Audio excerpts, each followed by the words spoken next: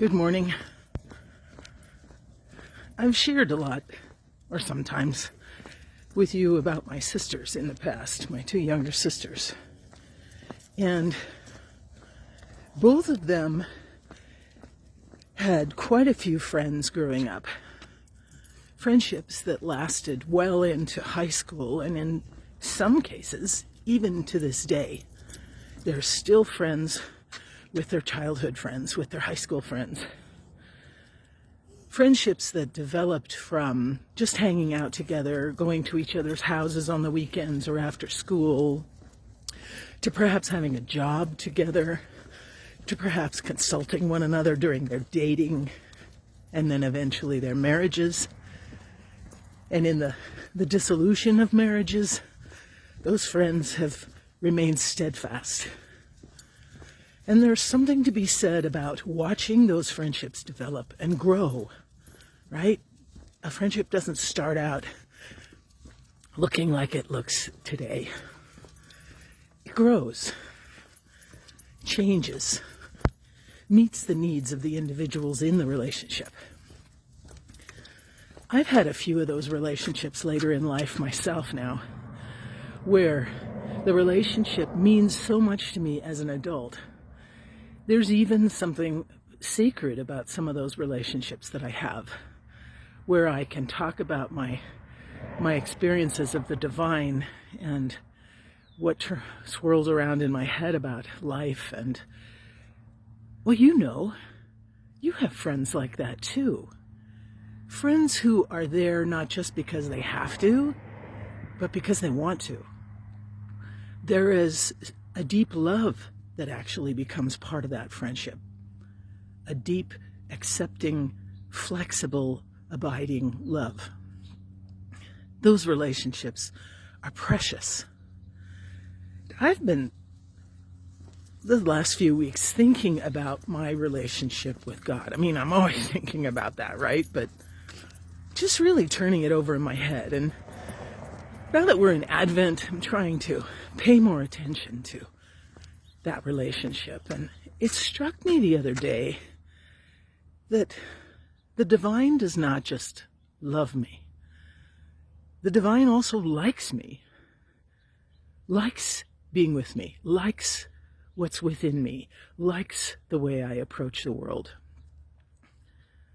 likes what makes me Monique, what makes me who I am. That's kind of an amazing thought in and of itself. Sometimes I get into the pattern of trying to tell the divine, to tell God, look, I know I'm not perfect, right? So like this needs work and this needs work, and darn it, I fell into this thing again the other day and shot my mouth off or went crazy in my brain. Trying to prove to the divine that I know I'm not perfect and therefore perhaps maybe not worthy of love or like.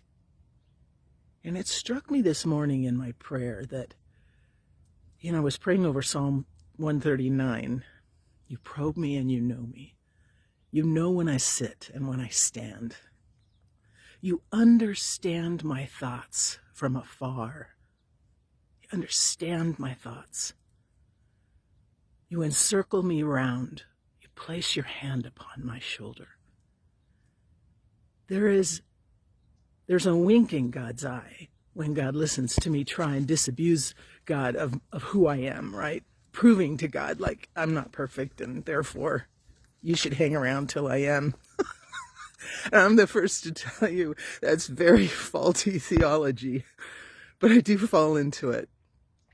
And it struck me this morning, it really moved me quite a bit, that I don't have to prove anything, that God's already sold on me, that God not only likes me,